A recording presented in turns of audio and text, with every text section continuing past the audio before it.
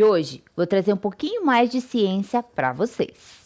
Então, separa lá o material necessário para a aula. O caderno de vocês vai ficar assim. A data, pede ajuda de um adulto para saber qual que é o dia de hoje. Pula uma linha. Aula 22, tracinho ciências. Pula mais uma linha e escreve o tema da aula de hoje. Animais vertebrados, 2 pontos, anfíbios. Tá? Observe que tem acento ali no primeiro I da palavra anfíbios. Eu vou dar um tempinho para vocês organizarem o caderno de vocês.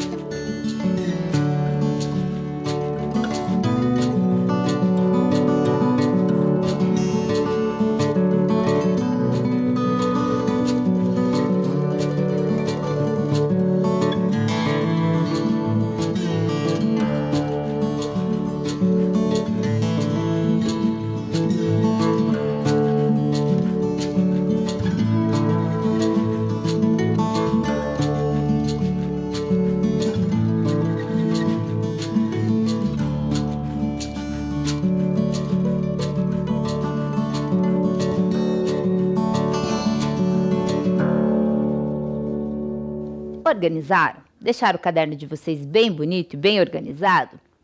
Eu tenho certeza que já está mais fácil para vocês organizarem o caderno de vocês depois de tantas aulas, né? Como de costume, gente, nós vamos relembrar a aula passada, tá? Então, a gente lembra a aula passada para a gente dar continuidade na aula de hoje. Na aula passada, eu comecei lendo um texto para vocês que fala sobre a soneca submarina. Vocês lembram disso?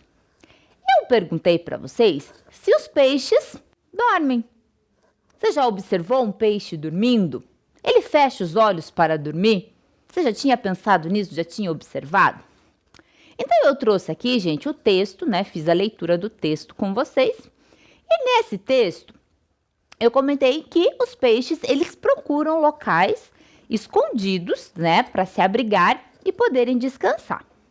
Escondido para que, né, alguns outros predadores não acabem, né, se alimentando deles. Esse aqui, gente, é um exemplo, tá, do peixe coelho, que ele acordado, né, observem a cor dele, e ele dormindo, ele fica com uma cor diferente, tá? Então, isso também é para que os predadores não encontrem ele. Existem também peixes que dorme em cardume, né? Então, junta um cardume de peixes. Cardume, gente, é peixes que nadam juntos, tá? Então, grupo de peixes. Esses cardumes, eles ficam, né, todos juntos e ficam nadando ali e aproveitando para descansar. Pedi para vocês, gente, desenharem um peixe, tá? Então, pedi que vocês fizessem um desenho do peixe do jeito que vocês preferirem, tá? Sem exigência nenhuma.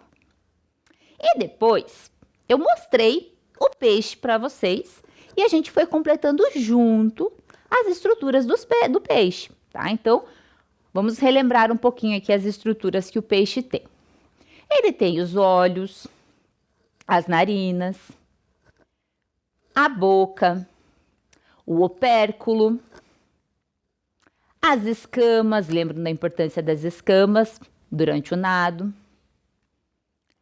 A presença, gente, da linha lateral. Lembra da importância da linha lateral? A linha lateral é como se fosse, né, o sensor dele para ele conseguir nadar e perceber se tem algum predador ali perto. E todas as nadadeiras, né, que ele tem várias nadadeiras, eu pedi para vocês completarem ali no desenho de vocês. Lembrando que os peixes, né, eles não possuem braços, não possuem pernas, porque esses membros, né, foram modificados em nadadeiras para poder facilitar ali na hora de ele nadar. Então, sobre as adaptações que os peixes têm para conseguir viver na água. O corpo deles, gente, a gente chama de corpo hidrodinâmico, tá? Porque esse formato que ajuda ali ele conseguir a nadar. O corpo dele é recoberto de escamas e muco, né, que evita o atrito da água. A respiração dele ser branquial. A presença das nadadeiras e também a presença da bexiga natatória nos peixes ósseos. Então, essas são estruturas que eles têm que facilitam que eles consigam viver na água. Expliquei para vocês também que o grupo de peixes, ele também é dividido, né, ele é classificado para facilitar os estudos.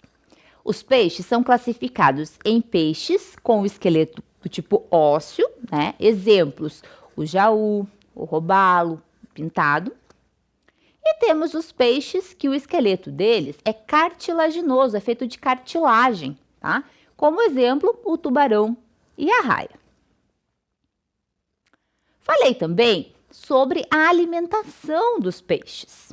Eles se alimentam de plâncton, né? Tem ali na imagem o plâncton, que são organismos microscópicos que ficam na água. Eles se alimentam de algas, de peixes menores, lulas e também de pequenos invertebrados. Comentei com vocês também sobre a importância dos peixes para os seres humanos. Então, o peixe, gente, ele é bem utilizado na pesca, tá? Então, a pesca é de peixes para a venda. Então, pessoas se alimentam de peixe e compram esses peixes.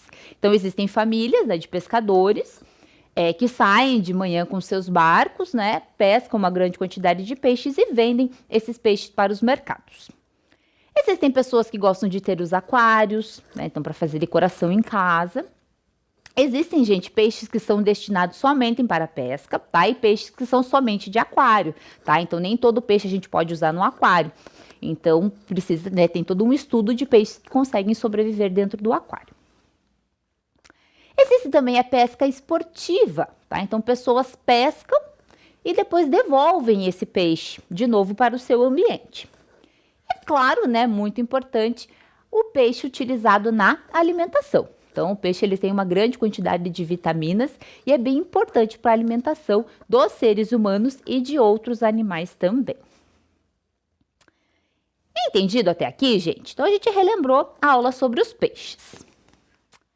Só para a gente lembrar um pouquinho, nós estamos falando sobre os animais vertebrados. Vocês lembram disso? Animais vertebrados possuem a coluna vertebral. Quando a gente começou a falar sobre os animais, eu passei um vídeo bem interessante falando sobre a classificação, sobre a importância de a gente classificar os animais para facilitar os estudos. De modo geral, os animais são classificados em animais vertebrados e invertebrados. Nós já estudamos os invertebrados e agora estamos falando sobre os vertebrados. Mas e aí, gente? Como que os vertebrados são classificados? Vocês vão aprender isso também. Então, como que a gente consegue classificar os animais vertebrados? Existe primeiro o grupo dos peixes, que foi o assunto que a gente estudou na aula passada, tá? Então, são animais exclusivamente aquáticos. Depois, gente, nós temos o grupo dos anfíbios, que vocês perceberam que é o tema da aula de hoje. Quem faz parte do grupo dos anfíbios, gente? São os sapos, rãs, pererecas. Depois do grupo dos anfíbios, gente, vem o grupo dos répteis, tá? Então, o exemplo de répteis, o jacaré, o lagarto. Depois, gente, vem o grupo das aves. E, para encerrar, classificação dos vertebrados, o grupo dos mamíferos, tá? Então, nesse grupo entram todos os animais que mamam, por isso que eles recebem esse nome, tá? Inclusive, o ser humano faz parte do grupo dos mamíferos. Então, no decorrer das nossas aulas desse trimestre, a cada aula a gente vai aprender sobre um grupo de vertebrados, tá? Então, na aula passada falamos sobre os peixes. Essa aula vai ser sobre os anfíbios e a próxima aula vai ser sobre os répteis e assim por diante. Bastante coisa interessante para a gente aprender. Então, para a gente começar a aula sobre os anfíbios, eu trouxe aqui uma música. Eu acho que a maioria de vocês já conhecem essa música. Mas vocês cantam essa música desde quando vocês eram pequenininhos, mas talvez vocês não prestavam muito atenção nessa música. Essa música se chama O Sapo. E quem canta essa música é a cantora Eliana. Como que é essa música? O sapo, na beira da lagoa, não tem rabinho nem orelha. O sapo, na beira da lagoa, não tem rabinho nem orelha. Eu acho que vocês já conheciam essa música. Mas vamos pensar o que essa música está contando pra gente. Presta atenção lá, gente. Você aí de casa, você já viu um sapo? Você já viu como que ele é? Aonde os sapos vivem? Da música fala, né? Onde será que eles vivem? O sapo tem rabo? Você já observou se o sapo tem rabo? E orelhas? Será que o sapo tem orelha? Você já tinha parado para pensar que o sapo tem orelha?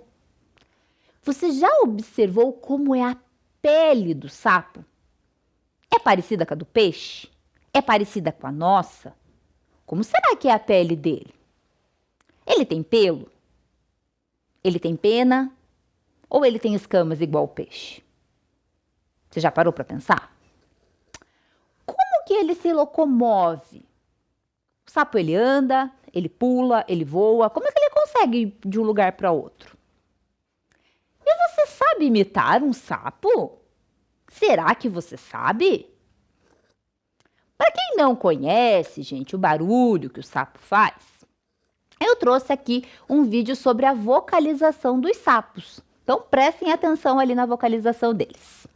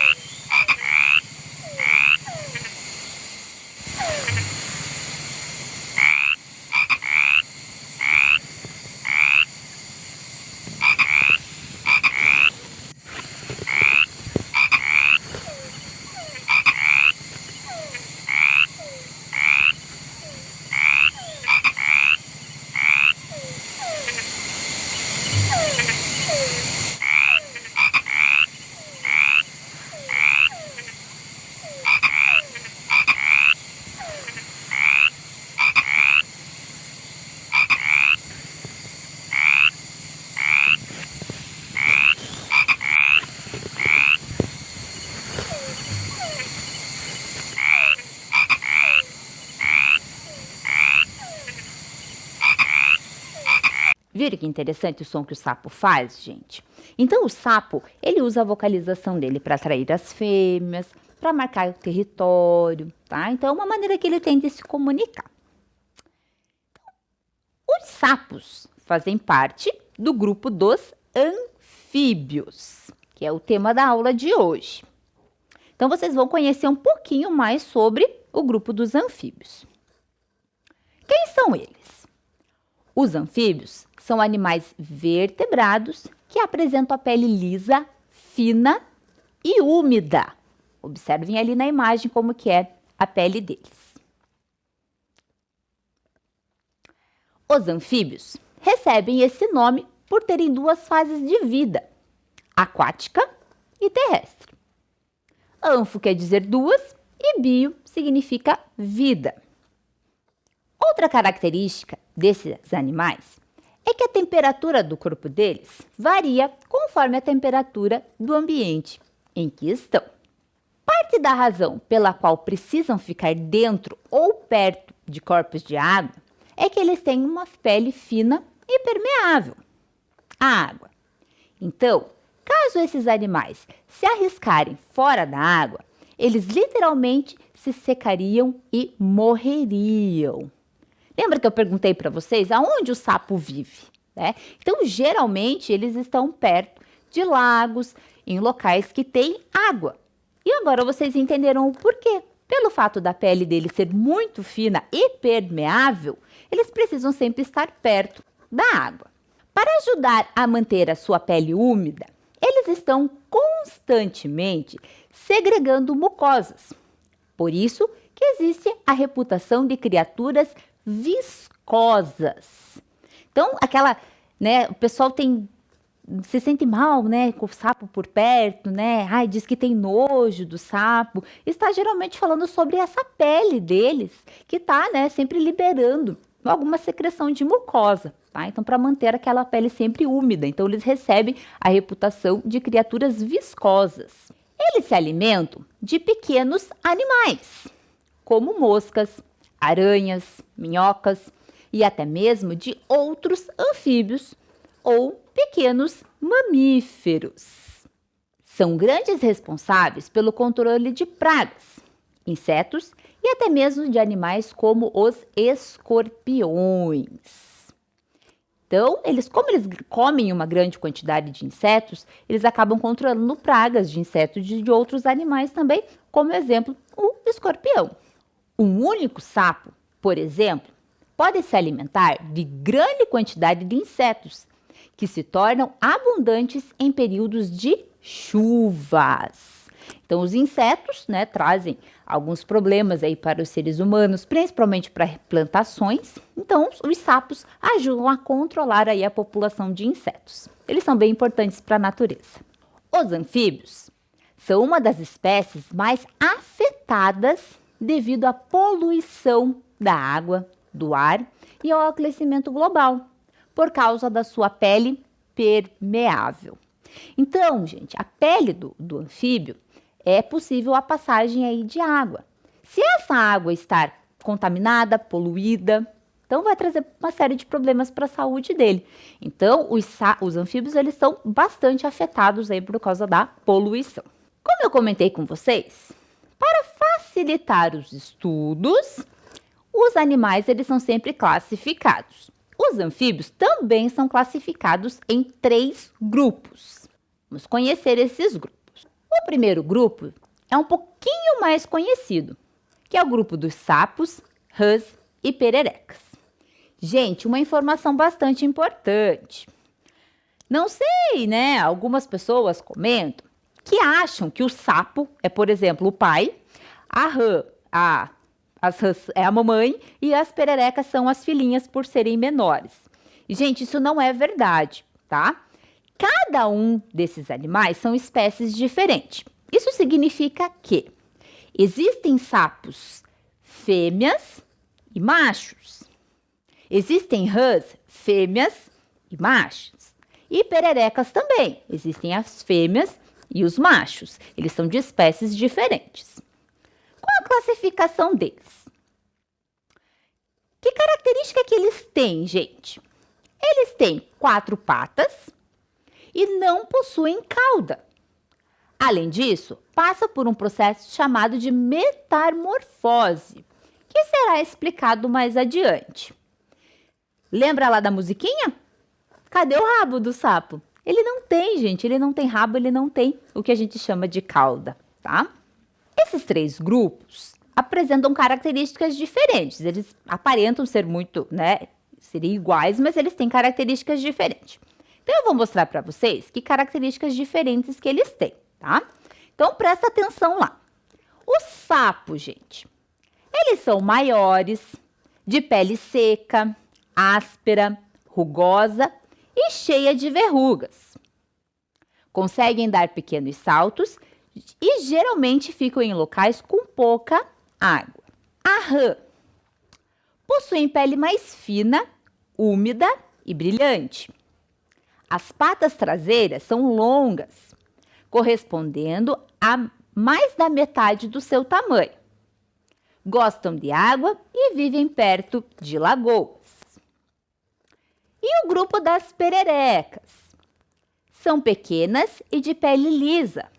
Possuem ventosas nas patas dianteiras para auxiliar na fixação em árvores e paredes.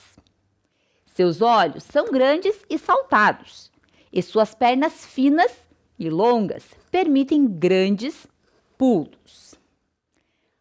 Então, apesar, gente, de eles serem parecidos, eles não são iguais, tá? Vocês perceberam que eles têm características diferentes. O próximo grupo, gente, é um pouco menos conhecido, tá? Esse grupo é o chamado de cobras cegas ou cecílias. Característica que esse grupo tem, gente? Não possuem patas e o corpo é alongado.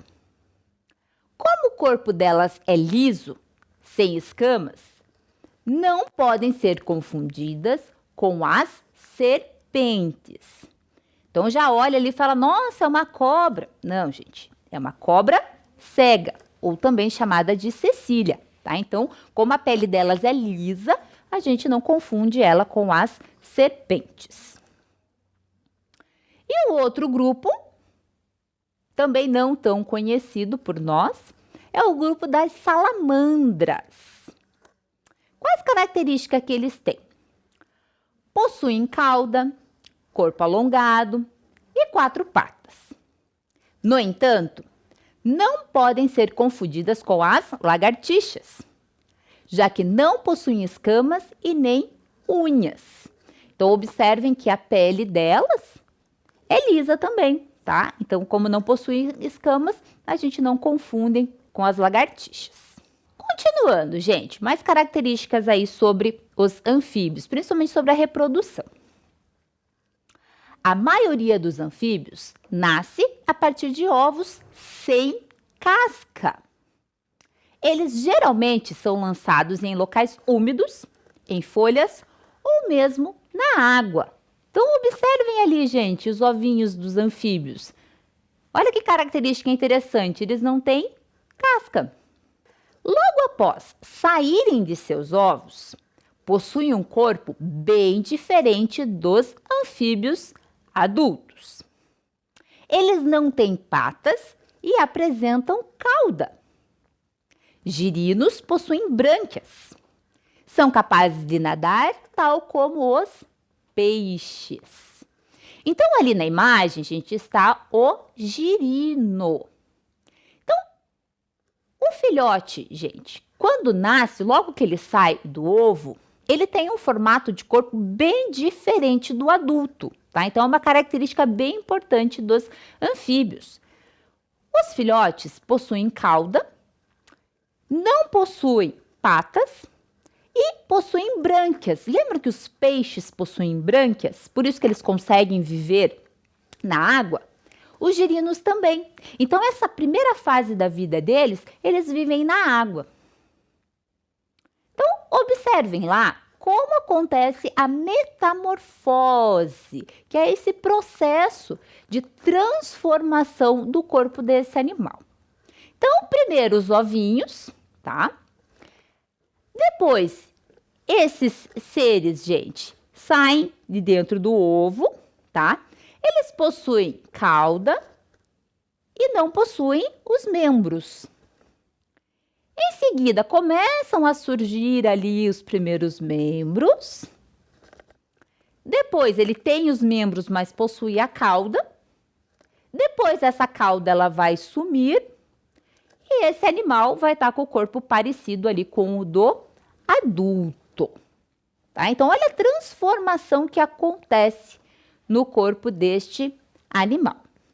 Após sofrer metamorfose, os sapos, rãs e pererecas já podem viver fora da água. Eles passam a respirar com a ajuda dos pulmões e também pela pele, que é chamado de respiração cutânea. Então, no início da vida deles, eles respiram pelas brânquias e vivem na água. Depois ocorre a transformação ali no corpo deles e eles vão passar a respirar com os pulmões e também com a pele, e eles já podem viver fora da água. Porém, gente, como a pele deles é fina e permeável, eles vivem perto da água. Eles não precisam viver o tempo todo dentro da água, mas sempre perto da água, tá? Como a pele deles, gente, é muito fina, sensível, e ele também utiliza a pele para respiração, nós não podemos jogar sal no sapo, né? Então, tem algumas pessoas que fazem isso. Não pode, gente, porque se você jogar sal na pele dele, ele não vai conseguir respirar. Eu trouxe aqui, gente, um vídeo bem interessante do Dr. Ciências. O que esse professor fez? Ele ficou, gente, filmando o desenvolvimento do girino. Então, ele filmou o girino logo depois que ele saiu ali do ovo, tá? E toda a transformação dele até ele se tornar um sapo, tá? Espero que vocês gostem. Bem-vindos ao canal Dr. Ciências. Alguns animais, como os sapos e as borboletas, sofrem metamorfose. Metamorfose é um processo de transformação que os animais passam desde o seu nascimento até se tornarem adultos. Os sapos e outros anfíbios nascem dos ovos e seus filhotes são chamados de girinos. Os girinos parecem peixes, pois não têm patas e respiram por brânquias. Lentamente, suas patas traseiras vão crescendo, seguidas pelas patas dianteiras, até que a cauda vai desaparecendo e o animal se torna um adulto. Nesse vídeo nós podemos ver a transformação do girino até virar um animal adulto.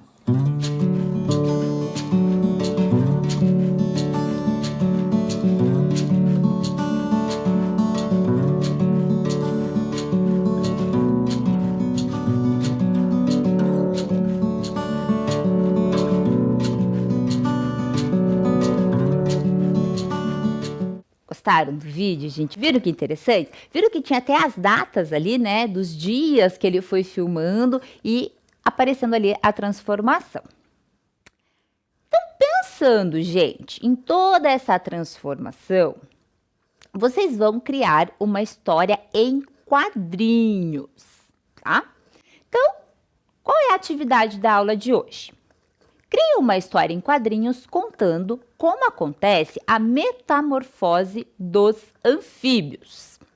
Você vai começar ali com o início da vida, como um girino vivendo na água, o aparecimento das patas, a perda da cauda, a fase adulta quando ele já pode ficar fora da água. Então, gente, vocês vão começar essa história em quadrinhos com a história do girino, né? Quando ele nasce, quando ele sai ali, né, do ovo, enquanto ele está vivendo na água e toda essa transformação que vai acontecendo ali no corpo dele, tá? Vai falar sobre o aparecimento, né, das patas, quando ele começa a perceber que as patas estão aparecendo, quando ele vai, né, quando ele perde a cauda, né, que a cauda dele vai se recolhendo, e vocês vão criar uma história. Você pode dar nome para o seu anfíbio, tá? Pode ficar à vontade para inventar um nome para ele. Você percebeu, gente, na imagem tem uma grande quantidade de ovos, tá? Então eles nascem, vários deles juntos. Então você pode, né, fazer um diálogo ali, uma conversa dele com os irmãos deles, tá? Então fica assim a seu critério de você imaginar ali como que vai ser essa história. Espero que ela fique bem legal, tá? Então você pode fazer ali em forma de desenhos essa história. Eu vou dar um tempinho para vocês fazerem essa atividade.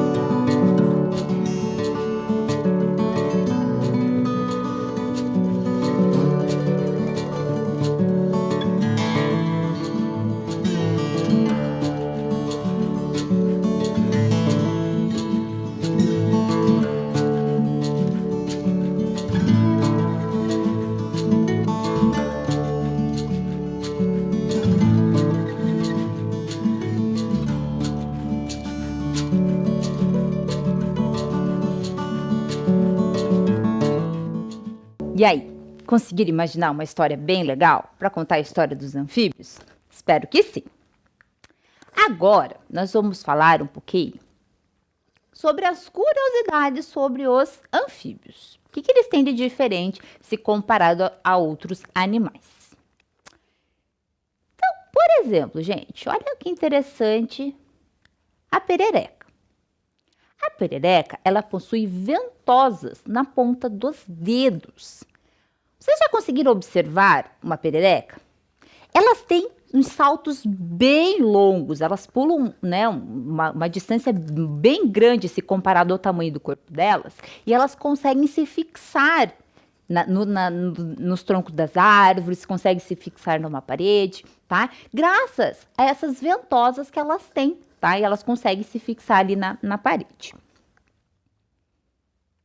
Outra característica bem interessante é que alguns anfíbios, como os sapos, rãs e salamandras, têm a pele glândulas produtoras de toxinas.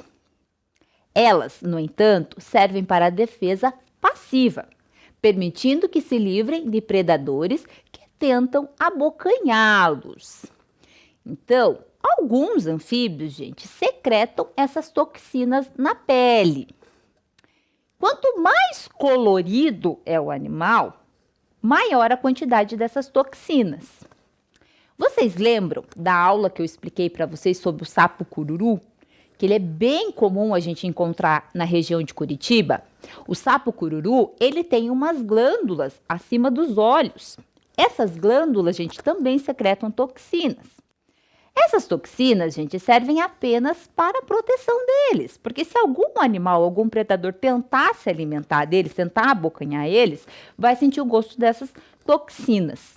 Algumas toxinas são um pouco mais perigosas, tá? Então, o sapo da Amazônia está entre os animais mais perigosos do mundo. E ele, gente, é bem pequenininho, ele tem 2,5 centímetros, tá? Ele é bem pequenininho e ele secreta uma grande quantidade de toxina. Então, como eu comentei com vocês, quanto mais colorido, maior a quantidade de toxinas que esses animais podem liberar pela pele. Outra curiosidade interessante, gente, é que os maiores anfíbios são as salamandras gigantes da China. Esses animais podem ter mais de 1,5 metro de comprimento e pesar mais de 45 quilos. Então, essa salamandra a gente não encontra aqui na região do Brasil, tá? Ela vive na China e ela tem, né, mais de 1,5 metro de comprimento. Então, no mesmo grupo de animais, nós temos os sapos muito pequenininhos, né? E nós temos essas salamandras, né, bem grandonas. E também, falando em animal pequeno, o menor sapo do mundo conhecido é um sapo do tamanho de uma mosca doméstica com um comprimento aproximado de 7,7 milímetros. São encontrados na ilha de Madagascar, na África. Olha, gente, o tamanho desse sapo se comparado à unha do ser humano. Tá? Então, passei para vocês o maior anfíbio, né, do mundo e ali o menor anfíbio do mundo. E também, né, o mais perigoso, né, que é o que nós temos aqui na região da Amazônia. Olha quanta coisa interessante sobre o grupo dos anfíbios. E a nossa aula, gente, chegou ao final, tá? Espero que vocês tenham gostado e aprendido um pouquinho mais sobre esses animais. Aguardo vocês na próxima aula.